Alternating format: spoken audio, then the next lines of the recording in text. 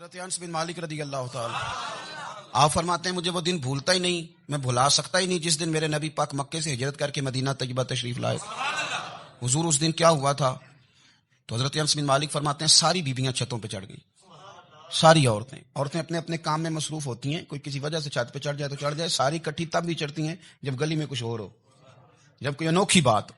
ساری بیویاں چھتوں پہ چڑھ گئیں، بچے درختوں کے ساتھ چمٹ گئے، اور فرماتے ہیں کہ 70 کے قریب لوگ حضور کی سواری کے آگے تھے اور باقی سینکڑوں کی تعداد سے سواری کے پیچھے تھے، اور فرماتے ہیں یہ الگ منظر تھا۔ اور یہ مسلم شریف میں نعرہ موجود ہے، مسلم شریف میں یہ صحیح مسلم میں موجود ہے، جب حضور مدینے آ رہے تھے تو مدینے والے نعرہ لگاتے تھے یا محمدہ یا رسول اللہ، اور چلتے ہوئے لگا رہے تھے یا محمدہ یا رسول اللہ کا وہ نعرہ لگا رہے تھے۔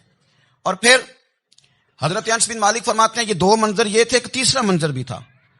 مدینہ شریف کے اندر کچھ قبیلے تھے، آج بھی ایسا ہونا نہیں چاہیے، یہ اسلام نہ صرف اس کو ناپسند کرتا ہے بلکہ اس کی تردید کرتا ہے۔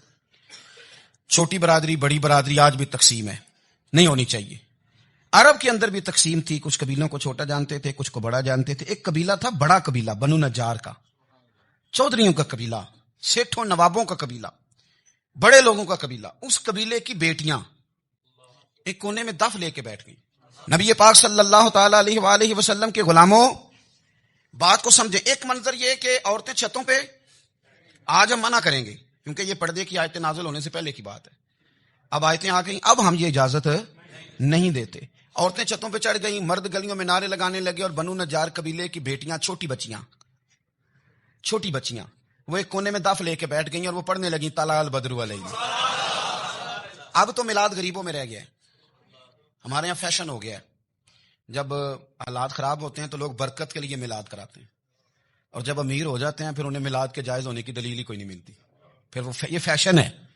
بندہ تھوڑا سا پڑھ جائے نا دو چار چیزیں تو ہر چیز کو غلط کہنا اس کی طبیعت ہوتی، پھر یہ فیشن ہے کہ میری سوسائٹی نہیں ہو گئی، کتابیں نہیں ہو گئی، فرنیچر نیا ہو گیا، دوست نئے ہو گئے تو مذہب وہی پرانا، اوئے ہوئے کوئی ترقی کرنی چاہیے، پھر وہ ترقی کرتے ہیں بیچارے۔ اور جن کی پیچھے 10 نسلیں اور 50 نسلیں میلاد مناتی آنے کو تو نہیں دلیل کوئی نہیں ملی، سبحان اللہ۔